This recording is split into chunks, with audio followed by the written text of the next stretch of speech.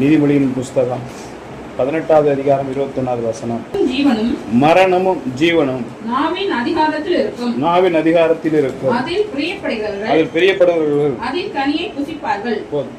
நம்ம கடந்த வாரத்தில் இதை படித்தோன்னு இதை சொன்னதுக்கு அப்புறம் தான் இப்போ ஞாபகம் வந்துடும். ஏன்னா நம்ம அப்படியே கொண்டு பைபிளை வச்சுருவோம்.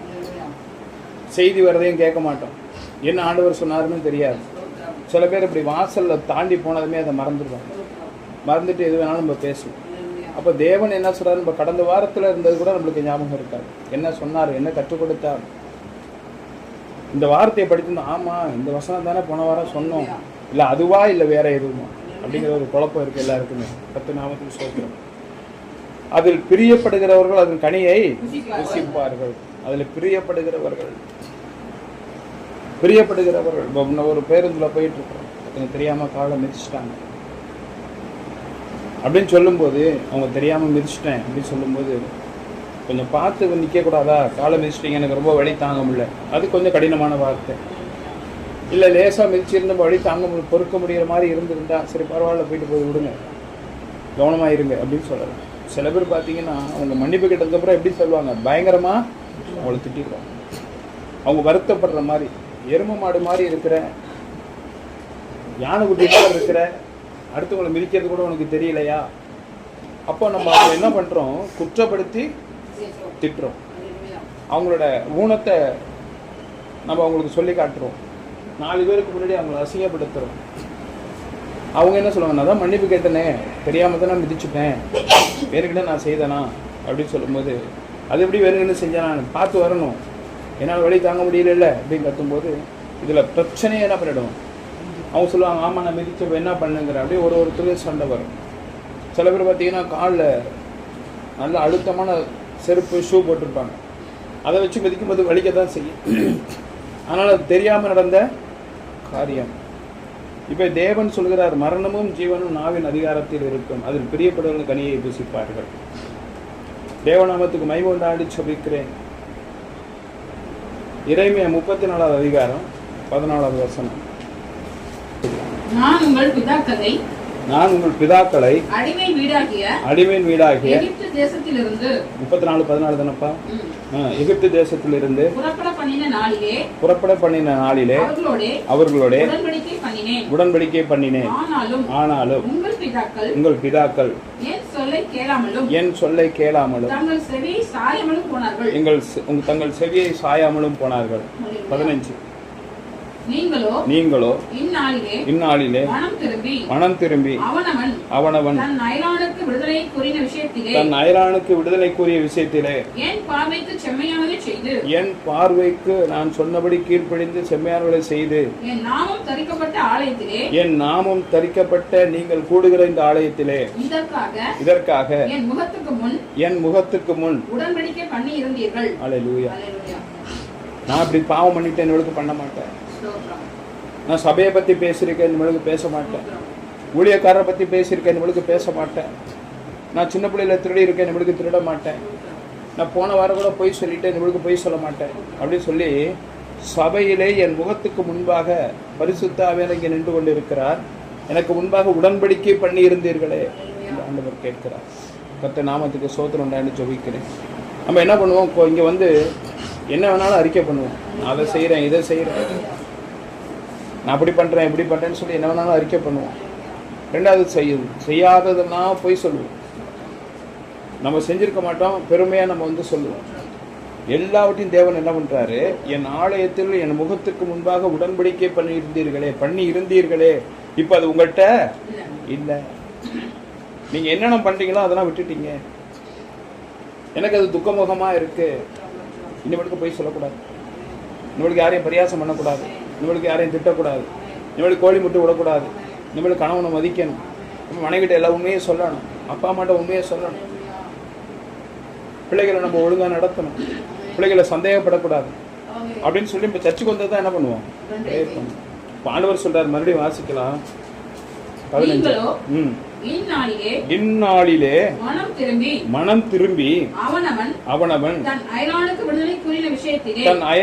விடுதலை கூறிய போதும். இப்போ நம்ம என்ன சொல்லுவோம், நம்ம கொஞ்சம் இன்னைக்கு வந்து ஒரு சத்தியம் சொல்லி இன்னைக்கு நம்ம ஒரு மனம் திரும்பிட்டேன்னு சொன்னாக்கா நம்மளும் செய்யக்கூடாது அப்படின்னு சொல்லி ஒரு 3 நாள் அதை கடைப்பிடிச்சிட்டோன்னு வச்சுக்கோ, அடுத்தவங்க வீட்டில் போய் உட்காந்து என்ன பண்ணுவோம், கதையாக பேசுவோம், அவங்களுக்கு மூலமாக புத்தி சொல்லுவோம். ஏன்னா நம்ம அப்படி இருக்கோமா? அல்லேலூயா. நம்ம எப்போ தடார்னு மறந்துடுவோம், எப்போ அதை மறந்துட்டு பேசுவோம் அப்படிங்கிறது நம்மளுக்கு தெரியாது. அதை கடைப்பிடிக்கவும் முடியாது. ஒரு 10 நாள் கடைப்பிடிக்க முடியாது. நம்ம என்ன பண்ணுவோம், அயரானுக்கு விடுதலை கூறின விஷயத்திலே. அப்போ நம்ம என்ன சொல்றோம், அடுத்தவங்களுக்கு புத்தி சொல்ல ரெடியாக இருக்கும். இப்படி செய்யுங்க அப்படி செய்யுங்க. மருந்து மாத்திரை கொடுக்கறதுலேருந்து நம்ம ஒரு பெரிய டாக்டர் ஆகிடுவோம், ஆலோசனை சொல்கிறதுல ஒரு வாத்தியார் ஆகிடுவோம், புத்தி சொல்கிறதுல ஒரு ஊழியக்காரர் ஆகிடுவோம், கண்டிக்கிறதுல ஒரு பெரியவங்க நரவயது முதிர் வயது ஆனவங்களாக ஆகிடுவோம். நரவயது முதிர் வயது ஆனவங்க ஏன் புத்தி சொல்கிறாங்கன்னா, அவங்க எல்லாத்துலையும் அடிபட்டு வேதனைப்பட்டு துக்கப்பட்டு அவங்க என்ன பண்ணுறாங்க, இனிமேலுக்கு இது வேணாம் அப்படின்னு சொல்லி இறைவன் பக்கம் கடந்து போயிடுவாங்க. இறைவனோட எப்போ பார்த்தாலும் சாமி சாமின்னு கும்பிட்டு இருப்பாங்க. எல்லாம் எல்லாத்துலேயும் அடிபட்டு இருப்பாங்க. நம்ம என்ன பண்ணுறோம், அயரானுக்கு கூறிய விஷயத்தில்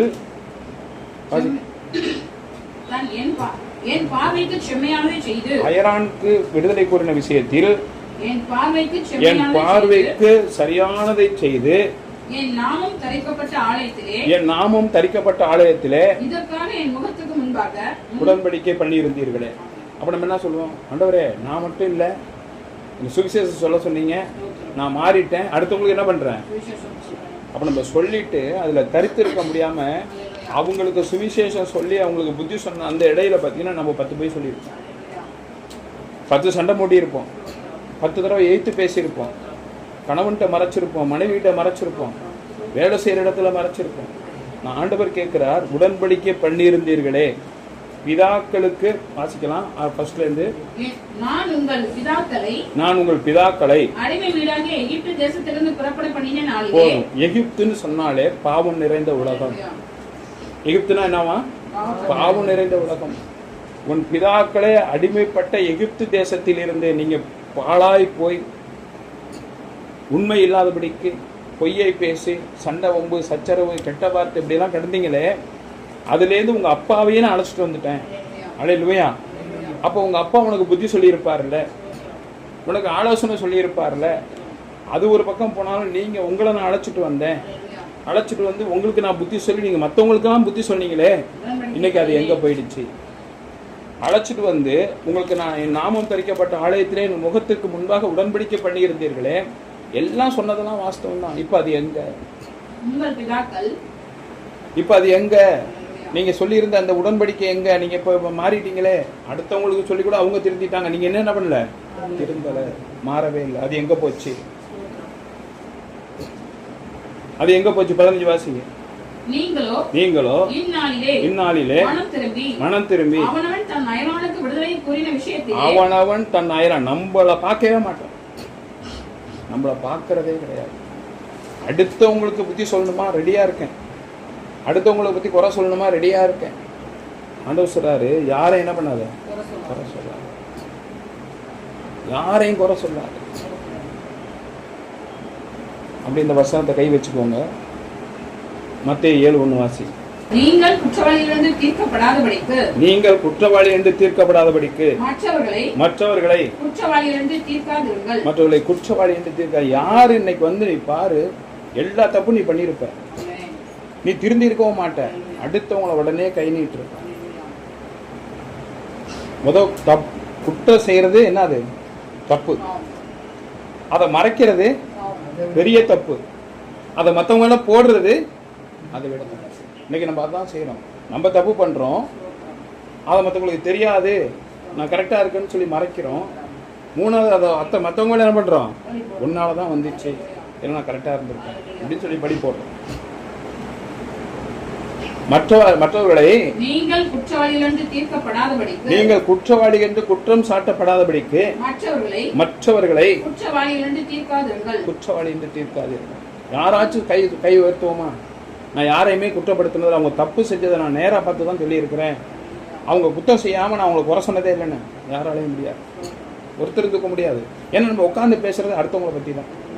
கொஞ்ச நேரம் அப்படி ஏதாவது சாப்பிட்டாச்சு, திருப்தி ஆயிடுச்சு, அது சிக்கன் குழம்பு சிக்கன் கிரேவியெல்லாம் சாப்பிட்டாச்சு, பிரியாணி தின்னாச்சு, யாரை சொல்லலாம்? அப்படி ஒருத்தர் அப்படி எடுத்து விட்டாங்கன்னா போதும், எல்லாரும் அங்கே உட்காந்துருக்கவங்களும் அவங்க சோறு பட்டான் பாரு, அவனே குறை சொல்லிட்டு இருப்பான். கர்த்தருக்கு சோத்திரம். அது நம்மளுக்கு ஊறி போனது. ரோமர் 2 அதிகாரம் 1 வசனம். ஆகையால் மற்றவர்களை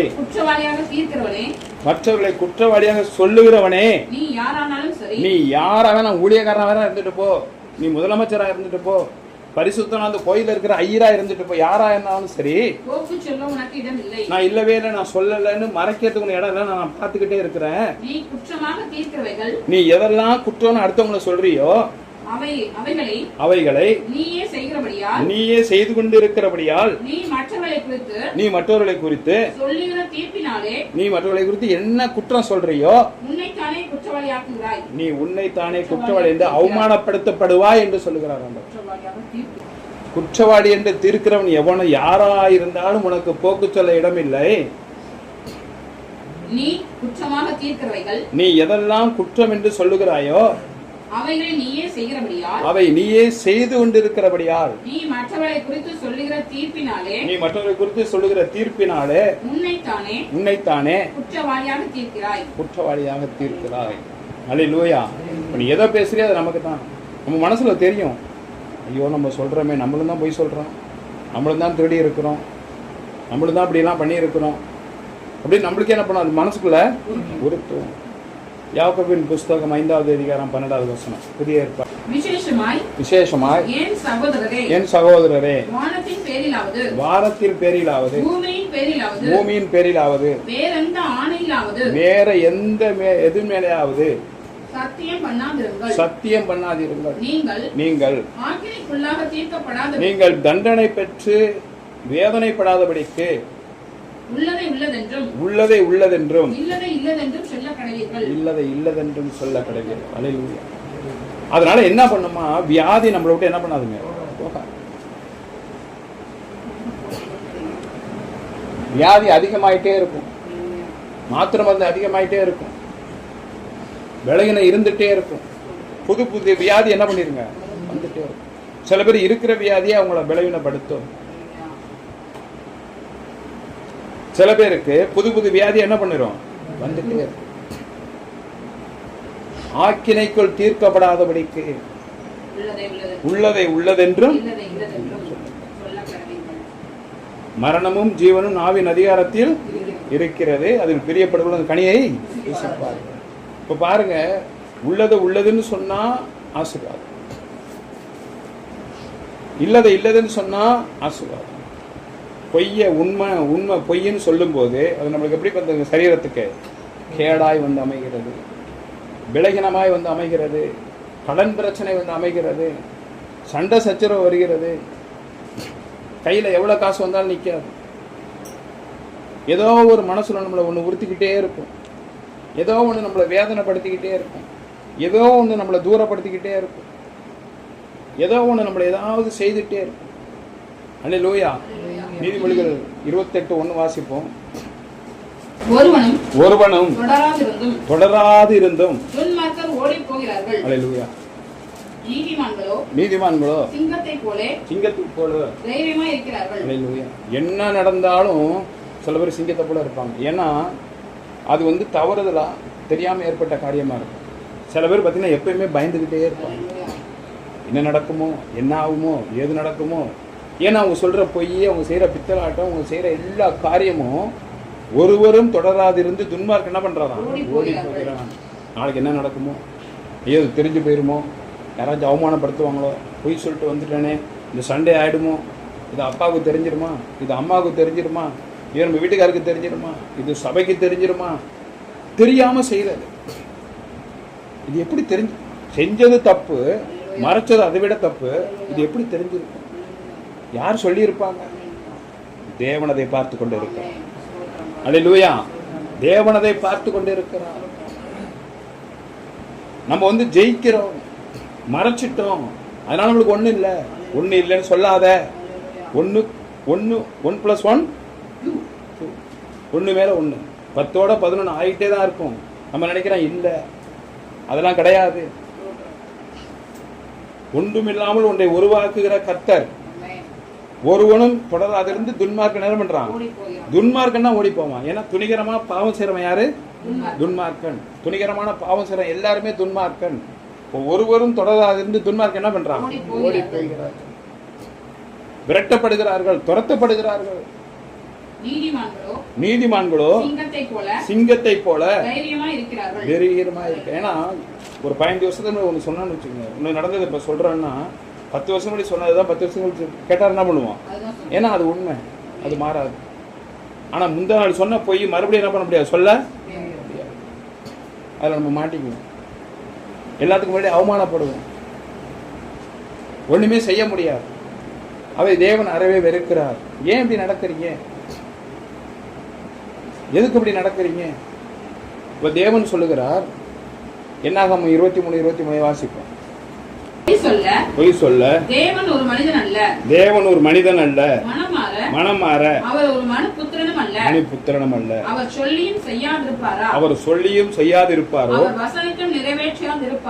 அவர் வசனத்தை நிறைவேற்றாதிருப்பாரோ. அல்லேலூயா. எதுக்கு இந்த வசனத்தை நம்மளுக்கு ஆண்டவர் கொடுக்கிறார், எழுதி வச்சிருக்கிறார்? அவர் பொய் சொல்ல மாட்டான்னு உங்களுக்கு தெரியுமே, அது கூட தெரியாம உட்கார்ந்துருக்கு. நம்ம தேவன் நம்ம அவர் சாயலா நம்ம என்ன பண்ணியிருக்காரு, அதை நம்ம வாயால சொல்றோம், அவ்வளவுதான். வாயால என்ன பண்றோம், சொல்றோம். ஆனா நம்ம செய்யறதே சர்வ சாதாரணமா போய், நேத்து வரைக்கும் கூட நம்ம போய் தான் சொல்லியிருக்கோம். கடந்த வாரம் சொன்னோம்,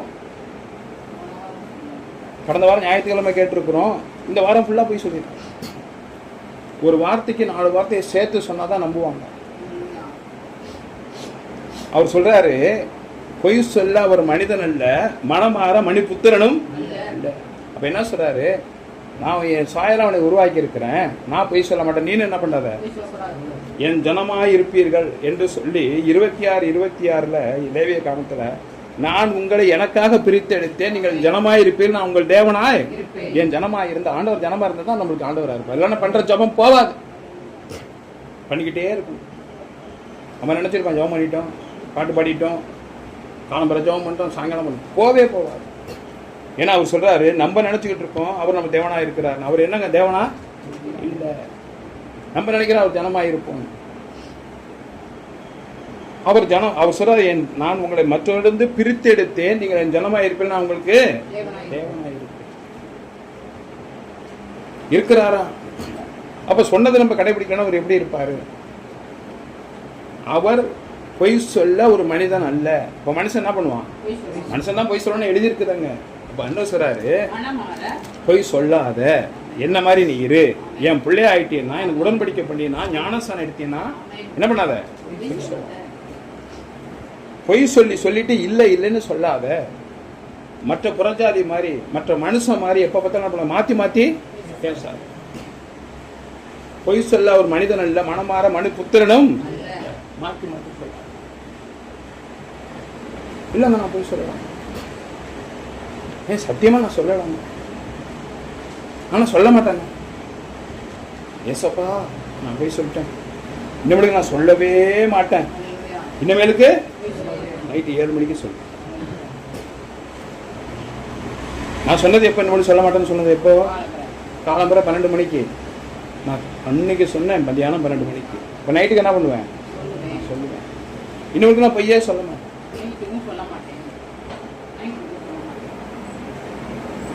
நான் எப்பவுமே என்ன பண்ண மாட்டேன், பொய் சொல்ல மாட்டேன்.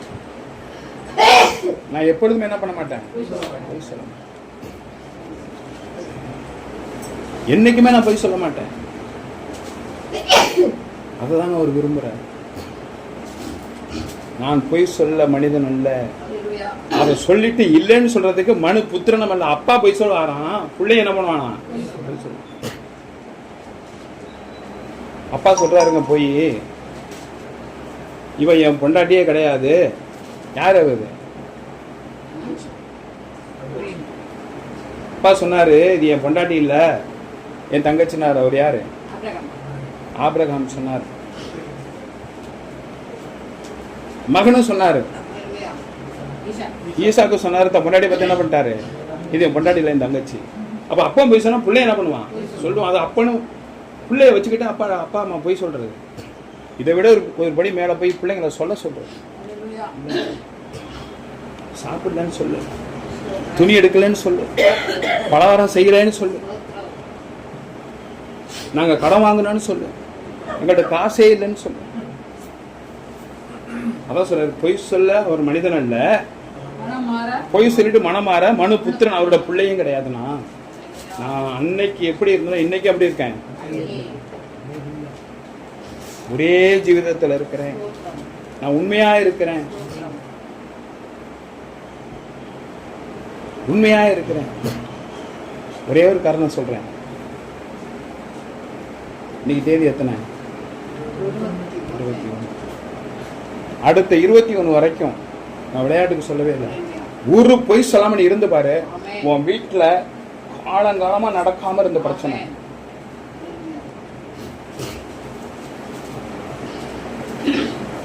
காலங்காலமா நடக்காம இருந்த பிரச்சனை நடக்குதா இல்லையா? எனக்காக வேண்டி இல்லை, யாருக்காண்டி சொல்றேன்? உனக்காக வேண்டி சொல்றேன், உன் குடும்பத்துக்காண்டி சொல்றேன்.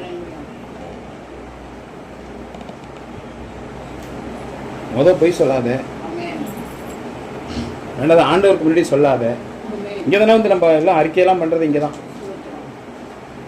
எல்லாத்தையும் இங்க வந்து ஒப்பு கொடுக்கறதே இங்கதான். நான் அப்படிப்பட்டவன், இப்படிப்பட்டவன், அப்படிப்பட்டவன், இப்படிப்பட்டவன், நான் கரெக்டா இருக்கிறேன் சொல்றதெல்லாம் இங்கதான்.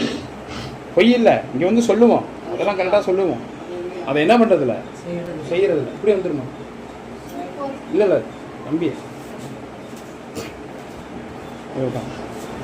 இங்க வந்து தான் என்ன பண்ணுவோம், எல்லாமே சொல்லுவோம், அதை என்ன பண்ண மாட்டோம், செய்ய மாட்டோம். ஆண்டவர் அதான் சொல்றாரு, நீ வெளியில சொல்லிட்டு விட்டீங்கன்னா கூட நான் மன்னிச்சிருவேன். நீ எங்க சொல்ற? என் முகத்துக்கு முன்னாடி சொல்ற. ஒரு சபதம் எடுத்துக்கோமா?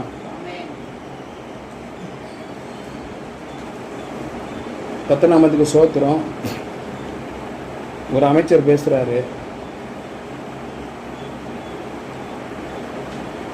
என் தலைவர் வழிகாட்டியதன்படி சபதபதம் எடுக்க வந்திருக்கிறோம், இங்கே கூடியிருக்கிறோம். அவர் அமைச்சர், சபதபதம் எடுக்க வந்திருக்கிறோம், சபதபதம் செய்ய கூடியிருக்கிறோம். அவர் அமைச்சர், ஒரு முதலமைச்சர், அதுக்கு ஒரு 10 பய குடிகார பொறுக்கிங்க. கர்த்தருக்கு ஸ்தோத்திரம். தலைவரின் வழிகாட்டுதலின்படி நாம் ஒரு சகாப்தம் செய்ய இங்கே எல்லாரும் கூடி வந்திருக்கிறோம்னு சொன்ன வார்த்தையாக இப்படியெல்லாம் பேசுகிறான் சட்டசபையில் உட்காந்து. அதுக்கு சார் நான் இங்கே ஓட்டு போட்டுச்சு பாரு. கர்த்தருடைய பரிசுத்த நாமத்துக்கு ஸ்தோத்திரம் உண்டாகுன்னு சொல்லிக்கிறேன். ஏசாயா 59 அதிகாரம் 2வது வசனம். உங்கள் அக்கிரமங்களே உங்களுக்கும் உங்கள் தேவனுக்கும் நடுவாக பிரிவினை உண்டாக்குகிறது. உங்கள் பாவங்களே அவர் உங்களுக்கு செவி கொடாதபடிக்கு அவர் முகத்தை மறைக்கிறது. அப்போ நம்ம இவ்வளவு பாடுபடுறோமே, நம்ம ஜெபம் கேட்டிருந்தா நம்ம காரியம் நடந்திருக்காது. அப்ப எதனால நடக்கல இப்ப தெரியுதா? உங்கள் அக்கிரமும் பாவமும். பாவம் எதனால வருதுங்க? பொய் சொல்றதுனால வருது, அடுத்தவங்க மேல பழி போடுறதுனால வருது, அந்த பாவத்தை மறைக்கிறதுனால வருது. பொய் எதனால வருது? பாவம் எதனால வருது? பொய் சொல்றதுனால வருது, மறைக்கிறதுனால வருது, அடுத்தவங்க மேல அந்த பழிய போடுறதுனால வருது. அப்ப எத்தனை பொய்? ஒரே பொய்க்கு எத்தனை நடக்குது? பொய் சொல்றோம், அதை மறைக்கிறோம், மற்றவங்க மேல போடுறோம். ரெண்டாவது, இந்த பொய்யை மறுபடியும் சொல்லிக்கிட்டு இருக்கிறதுனால அது என்னமா ஆகுது? அக்கிரமமா மாறி போகுது. அப்ப நீ எவ்வளவு ஜெபம் பண்ணினாலும் காலையில நீ 6:30 மணிக்கு எழுந்திரிச்சு நல்லா வாயெல்லாம் குளிச்சுட்டு இன்னும் ஒரு படி மேலே போய் குளிச்சுட்டு பல்லு விளக்கிட்டு சோத்திரம் சோத்திரம் சோத்திரம் சோத்திரம் சோத்திரம் சோத்திரம் 1000 ஜெபம் முடிச்சாச்சு. பாட்டை உட்காந்து கேட்டுட்டு திரும்ப பாடிட்டு பக்தியா பாடியாச்சு, ஜெபம் பண்ணியாச்சு. அப்பா நான் ஜெபம் பண்ணிட்டேன், எனக்கு ஒண்ணுமே கிடையாது. அவங்க இந்த காரியத்தை பத்தி சொன்னாங்க, நடக்கவே இல்லை. இந்த காரியத்தை பத்தி பேசினாங்க, நடக்கவே இல்லை. இதுக்காண்டி நான் உங்கள்கிட்ட பேசினேன், அது நடக்கவே இல்லை. நம்ம பிள்ளை நல்லா இருந்த பிள்ளை இப்படி கெட்டு போகுது. நம்ம பிள்ளைங்களை தான் குற்றம் சொல்லுவோம், மனைவியை குற்றம் சொல்லுவோம், கணவனை குற்றம் சொல்லுவோம். ஆனால் உன்கிட்ட இருக்கிற குறைய நீ ஒரு நாள் என்ன பண்ண மாட்டேன், நினச்சி பார்க்கவே மாட்டேன். நம்ம மாறிக்குவோம். அல்லேலூயா. எவ்வளோங்க சம்பளம்? எனக்கு 800 ரூபா சம்பளம். நான் 300 ரூபா எடுத்துக்கிட்டு வந்தேன் 500. இங்கே ஒரு 200 ரூபா, இங்கே ஒரு 50 ரூபா, இங்கே ஒரு 40 ரூபா எடுத்து வச்சுட்டு 300 ரூபா தான் கொடுத்தான்னா அடுத்த அந்த காசு இந்த வாங்கிட்டு வந்த காசு என்ன பண்ணிடுங்க, வீணாக செலவு பண்ணிடும், செலவாகி போயிடும். அடுத்த நாள் வேலை கிடைக்காது, அடுத்த நாள் வேலை கிடைக்காது, வேலைக்கு போக முடியாது. அவன் கூப்பிட்றான்னா அவன் கூப்பிடவே இல்லை. ஏன் கூப்பிடல? பொய் சொல்ல நான் பொய் சொல்ல ஒரு மனிதனும் அல்ல, மனமாற மனு புத்திரனும் இல்லை. பெரியவங்கள தான் சொல்றாரு. இப்போ சின்ன பிள்ளைங்க விளையாட்டுக்கு அவன் அடிச்சுட்டான், ஒரு மிட்டாய் வாங்க தாண்டி ஏதாச்சும் பொய் சொல்லணும், அது போக போக திருந்திடும்னு ஆண்டவர் நினைக்கிறார். நம்ம தான் சொல்லி கொடுக்கக்கூடாது. அல்லேலூயா. நம்ம சொல்லி பிள்ளைகளை பழக்கக்கூடாது. எரேமியா 17வது வசனம் வாசிங்க. உங்கள் அக்கிரமங்களே உங்களுக்கும் உங்கள் தேவனுக்கும் நடுவாக பிரிவினை உண்டாக்குவது, உங்கள் பாவங்களே அவர் உங்களுக்கு செவிப்படாதபடிக்கு அவருடைய முகத்தை உங்களுக்கு மறைக்கிறது. அதான் நான் சொல்லிட்டேனே, நீ என்ன பண்ணாலும் சரி, வருஷம் போகும்போதே நீ நினைச்ச காரியம் நடக்காது. நீ என்னைக்கு பொய் சொல்றதை உடனும், அடுத்தவங்களை குறை சொல்றதை உடனும், அடுத்தவங்களை பத்தி தப்பா சொல்றதை உடனும். பொய் சொல்லிட்டீனாவே அது எல்லாமே என்ன உள்ள. பொய் சொல்றது எதுக்குங்க? பொய் சொல்றதுமே அதில் அடுத்தவங்களை குறை சொல்லி தான் அதில் பொய் வரும். அடுத்து இந்த குறைய என்ன பண்றோம், மறைக்கிறோம். அந்த குறைய என்ன பண்றோம், தாவீது ஒரு தப்பு பண்ணாங்க, 4 தண்டம் கொடுத்தான். ஒரு தப்பு பண்ணா எத்தனை தண்டம் கொடுத்தான்? 4 தண்டம் கொடுத்தான். இன்னைக்கு நம்ம தண்டம் ஆண்டவர் நம்மள்ட்ட வாங்கல, 4 காரியம் தடைப்பட்டு போயிடுச்சு. அப்ப இதே எப்படி இருக்குன்னா நம்ம 4 தண்டம் கொடுத்தா எப்படி இருக்கும்? எத்தனை பேர் கை தூக்குறீங்க? தூக்குங்க பார்ப்போம்.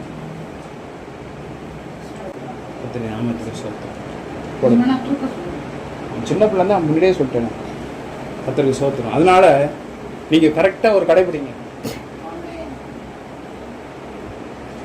அதனால நல்லா கடைபிடிங்க. வேண்டாம் அப்போ 1 மாசம் சொன்னா போதுமா? அதுக்கப்புறம் சொல்ல வேணாமா? அல்லேலூயா. உங்களுக்கே தேவன் கற்றுக் கொடுப்பார். எப்படி பழகும்னா, நீ எது தடையா இருக்கோ அதை ஆண்டவர் நிறைவேற்றுவார். அப்போ உனக்கு தெரியும், நம்ம பொய் சொல்லிதான் இவ்வளவு காரியம் வந்திருக்கு, குறை சொல்லிதான் இவ்வளவு காரியம் வந்திருக்கு. அந்த குறையை அடுத்தவங்களை போட்டதுனால தான் இவ்வளவு காரியம் நம்மளுக்கு நிக்குது. நைட்ல எப்படி தூக்கம் வரும் சொல்லுங்க பாப்போம்? நம்மளுக்கு காரியம் நடக்காம இருந்தா தூக்கம் வருமா? 34வது அதிகாரம் 17வது வசனம். ஆகையால் கர்த்தர் சொல்லுகிறது என்னவென்றால், நீங்கள் அவனவன் தன் சகோதரனுக்கும் அவனவன் தன் அயலானுக்கும் விடுதலை 17பா விடுதலை விஷயத்தில் என் சொல்லை கேளாமல் போனீர்களே, இதோ நான் உங்களை பட்டயத்துக்கும் கொள்ளை நோய்க்கும் பஞ்சத்துக்கும் ஒப்புக் கொடுக்கும் விடுதலையை உங்களுக்கு கூறுகிறேன். போதும், உனக்கு இவ்வளவு தூரம் நான் சொல்லி சொல்லி சொல்லி பொருட்களை என்ன பண்ணுவாராம்? கடுமையாய் தண்டிப்பேன், கடுமையான வியாதியிலே உன்னை நான் படுத்துவேன். அல்லேலூயா. கடுமையான வியாதியிலே நான் உன்னை படுத்துவேன். சங்கீதத்தின் புஸ்தகம் 76வது அதிகாரம் 11வது வசனம். பொருத்தனை பண்ணி அதை உன் தேவனாகிய கர்த்தருக்கு நிறைவேற்றுங்கள். அவரை சூழ்ந்து அவரை வேண்டிக் கொள்ளுகிற அண்டிக் கொள்ளுகிற அனைவரும் பயங்கரமான. யாருங்க அவரு? சும்மா போட்டார் அப்படியே சாதுவா இருக்காரு நினைக்காத, தலைகளை தொங்க விட்டுருவார். பயங்கரமான அவருக்கு காணிக்கைகளை கொண்டு வர கடவர்கள். முதல் பகுதியை வாசிங்க. பொருத்தனை பண்ணி அதை உங்கள் தேவனாகிய கர்த்தருக்கு நிறைவேற்றுங்கள். போதும். இப்ப நம்ம ஒரு பொருத்தனை பண்ணோம், யாருக்காவது சொல்லுங்க பாப்போம். ஒரு பொருத்தனை பண்ணோமே, எவ்வளவு நாளைக்கு? 21 நாளைக்கா? இந்த 21ல இருந்து அடுத்த 21 வரைக்கும். இப்ப என்ன சொல்றாரு? பொருத்தனை பண்ணின நீங்கள் நிறைவேற்றுங்கள். அதுதான் முன்னாடியே உங்களை பொருத்தனை பண்ண சொன்ன. அப்போ பொருத்தனை பண்ணதை நிறைவேற்றிட்டீங்கன்னா உங்களுக்கு என்ன வந்துருங்க? ஆசீர்வாதம் வந்துருச்சுன்னா ஏன்னா நீங்க என்ன பொருத்தனை பண்ணிக்கிட்டீங்களோ இது வரைக்கும் அந்த காணிக்கை என்ன பண்ணுங்க, ஆண்டவருக்கு கரெக்டா செலுத்துங்க. அல்லேலூயா. கரெக்டா அதை செலுத்துங்க, ஆண்டவருக்கு கொண்டு வந்து சேருங்கள். இங்க காசை மட்டும் சொல்லலைங்க. பொய் சொல்ல மாட்டேன்னா பொய் சொல்லாம வந்து சபைக்கு வா. கோழி முட்டை மாட்டேன்னா கோழி முட்டைன்னு சொல்லி சபைக்கு வா. ஆண்டவரை தேடு. பொய்யை மறைக்க மாட்டேன்னு சொன்னீங்கன்னா மறைக்காம இரு. யாரு மேலே குறை சொல்ல மாட்டேன்னா குறை சொல்லாம இரு. ஆண்டவருக்கு செலுத்துவேன்னு சொன்ன காணிக்கே நீ உயிரோடு இருக்கிற நாளெல்லாம் உன்னை எப்படி பாதுகாத்து உனக்கு ஜீவனை கொடுத்து தானியத்தை கொடுத்து நல்ல வஸ்திரத்தை கொடுத்து சந்தோஷத்தை கொடுத்து வேலையை கொடுத்து ஜீவனை கொடுத்திருக்கிற ஆண்டவருக்கு நீ பண்ணின பொறுத்தனை கடைசி வரைக்கும் செய்யி. அவருக்கு பிச்சை போடாத. அல்லேலூயா. அவருக்கு என்ன போடக்கூடாது, பிச்சை போடக்கூடாது. அந்த பிச்சை நான் பிச்சு பிச்சு கொடுக்க கூடாது, கொடுக்காம அப்படியே இழுக்க கூடாது. ஆண்டவர் சொல்றாரு, உன்னையே கொடு, உண்மையே கொடு, பொருத்தனை பண்ணது நிறைவேற்று, பொருத்தனையை நிறைவேற்றுங்கள். நம்ம ஒரு முடிவு செஞ்சிருப்போம், அப்பா இனிமேலுக்கு இந்த பிரச்சனை வேணாம்ப்பா, இனிமேலுக்கு நோய் வேணாம்ப்பா, இனிமேலுக்கு மருத்துவம் வேணாம்ப்பா, நான் கொடுக்க வேண்டியது என்ன பண்றேன், கொடுக்குறேன். சில பேர் பார்த்தீங்கன்னா ஆண்டவர் 10ல் 1 கொடுக்க சொல்றாரு. சில பேர் பார்த்தீங்கன்னா 100ல் 1 கொடுப்பாங்க, 100ல் 2 கொடுப்பாங்க. ஆனால் கொடுக்கறத நீ என்ன பண்ண, கர்த்தருக்கு கரெக்டாக போடும். அதை தான் தேவன் பார்ப்பார். கர்த்தனாமது சோத்திரம். மார்க் 9:41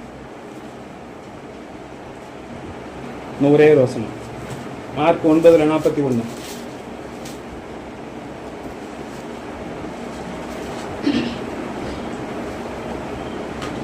வாசிக்கலாம். நீங்கள் கிறிஸ்துவினுடைய யாரா நீங்களாம், யாரு நீங்களாம், ஆண்டவராகிய கிறிஸ்துவின் பிள்ளைகள். அல்லேலூயா. ஆண்டவராகிய கிறிஸ்து. எதனால அப்படி சொல்றாருன்னா, இங்க மதம் மாத்தல ஆண்டவர், உன் ஜீவனை மாற்றுகிறார். ஏசு என்னைக்குமே மதம் மாத்தி நீ கிறிஸ்தவன் ஆகுன்னு சொல்லவே இல்லைங்க. உன் வாழ்க்கையை மாற்றுகிறார், உன் ஜீவனை மாற்றுகிறார், உன் சாபத்தை மாற்றுகிறார். நீங்களாம் கிறிஸ்துவின் பிள்ளைகள்னா, கிறிஸ்து எப்படி பொய் சொல்லாம உண்மையா தன்னுடைய ஜனங்களுக்காய் தன் ரத்தத்தை கொடுத்து மரித்தாரோ அதுபோல நீங்கள் இருக்க வேண்டும் என்று என்னுடைய பிள்ளைகள் என்று அழைக்கிறார். நீங்கள் கிறிஸ்துவினுடையவர்கள், இருக்கிறபடியினாலே என் நாமத்தின் நிமித்தம் உங்களுக்கு ஒரு கலசம் தண்ணீர் கொடுக்கிறவன் அவருக்கு ஏற்ற பலனை திரும்ப பெற்றுக்கொள்ளாமல் போவதில்லை என்று மெய்யாகவே மெய்யாகவே கரங்களை தட்டி கர்த்தரை மேன்மைப்படுத்துங்க. இப்ப நீங்க ஒரு பொய் சொல்ல மாட்டேன்னு சொல்லிட்டீங்கன்னா ஆண்டவர் உங்களை ஆசீர்வதிக்கிறார். பொய் சொல்ல மாட்டேன்னு சொல்லிட்டீங்கன்னா ஆண்டவர் ஆசீர்வதிக்கிறார். குறை சொல்ல மாட்டேன்னு சொல்லிட்டீங்கன்னா தேவன் ஆசீர்வதிக்கிறார். அந்த குறைய சொல்லிட்டு மறைக்கிறதுனால அதை ஆசீர்வதிக்கிறார். நீ காணிக்கையை கரெக்டா செலுத்துவீங்கன்னா என்ன சொல்றாரு, கடைசி பகுதி வாசிங்க. நீங்க கொடுக்கிற காணிக்கைக்கும் நீங்க செலுத்துகிற அன்புக்கும் நீங்க பண்ணுகிற சோத்திரபடிக்கும் அதற்கு உண்டான பலனை அடையாமல் போவதில்லை. பொருத்தனை பண்ணா நிறைவேற்று, காணிக்கையை செலுத்து, அதுக்கு உண்டான ஆசீர்வாதத்தை நீ பெற்றுக்கொள்ளாமல் போவதே. நீ கொடுங்கள், அப்பொழுது உங்களுக்கு எல்லாம் கூட கொடுக்கப்படும். உங்களை ஆண்டவர் உயர்த்திட்டே போவார், உன்னை தாழ்த்தவே மாட்டார். கடைசி வசனம் நீதிமொழிகள் 18:20. அவனவன் வாயின் பலனால் அவனவன் வயிறு நிரம்பும், அவனவன் உதடுகளின் பேச்சினால் திருப்தி ஆவான். அல்லேலூயா. இப்ப தெரியுதா, கடைசியில் ஆண்டவர் நம்மளுக்கு ஒரு ஆசீர்வாதமான வசனத்தை கொடுத்திருக்கிறார். நீ என்ன செய்யறியோ அதுக்கு தகுந்த பலனை என்ன பண்ணுவ, பெற்றுக்கொள்வாய். அவனவன் வாயின் பலனால், அவன் பேசுகிற நன்மையான வார்த்தைகளினால் அவன் வயிறு நிரம்பும். பார்த்துக்க, நீ நன்மையானவர்களை பேசி நன்மையானவர்களை செய்து ஆண்டவருக்கு பொருத்தனை பண்ணி காணிக்கையை கொடுத்து நீ உண்மை உத்தமமா இருந்தீன்னா உன் வயிறு என்ன பண்ணும், நிரம்பும். அப்ப நான் டெய்லி தானே சாப்பிட்றேன் அப்படிங்கிற இல்ல, நீ என்ன சாப்பிட்டாலும் சரி அது சத்தா மாறாது. அல்லேலூயா. ஆண்டவர் எப்படி எலியாவுக்கு காகத்தை கொண்டு அதிகாலையில சுட சுட அப்பத்தையும் இறைச்சியும் கொடுத்தது போல தேவன் உன் சாப்பாடு உனக்கு கொடுக்கப்படும், உன் தண்ணீர் உனக்கு கொடுக்கப்படும், உன் அப்பம் உனக்கு கொடுக்கப்படும். 2வது சுட சுட நீ சாப்பிடுவ. நல்லா உட்கார்ந்து அருமையா நேர்த்தியாய் ருசித்து சாப்பிட என் தேவன் கொடுப்பார். அவனவன் வாயின் பலனால் அவன் வயிறு நிரம்பும். போதும் போதும் போதும் போதும். அவனவன் வயிறு நிரம்பும். நீ எவ்வளவு உண்மையா இருந்தியன்னா ஆறுன சோறும் பழசும் பட்டு நீ தின்ன வேண்டிய அவசியமே இல்லைங்க. சுட சுட தேவன் கொடுப்பார். நல்ல ஆகாரத்தை கொடுக்கிறவர் ஆயுசை கொடுப்பார். நல்ல ஆயுசை கொடுக்கிறவர் நல்ல எதிர்காலத்தை கொடுப்பார். நல்ல எதிர்காலத்தை கொடுக்கிற உன் பிள்ளைகளின் பிள்ளைகளின் சந்தானத்தை காணும்படியாய் உன்னை செய்வார். உன் பேர பிள்ளைகளை நீ பேர பிள்ளைகளை காணும்படியாக தேவன் தீர்க்காயுசை கொடுப்பார். எத்தனை பேர் நம்புறீங்க? அப்படியே உட்கார்ந்துருக்கிறீங்களே. அடே லூயா. நான் இங்க கத்திக்கிட்டு இருக்கல, ஆவியானவர்களோடு பேசி கொண்டு இருக்கிறேன்.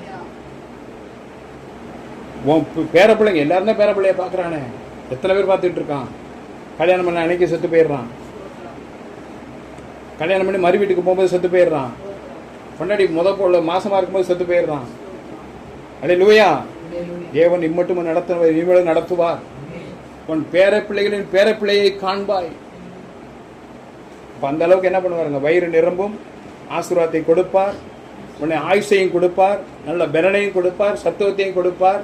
கடைசியில் 2வது பகுதி சொல்றாரு, அவனவன் உதடுகளினால் அவன் வாயிர பேசுறதுனால விளைவினால் அவனவன் திருப்தி ஆவான். அப்ப என்ன சொல்லக்கூடாது சொல்றாருங்க?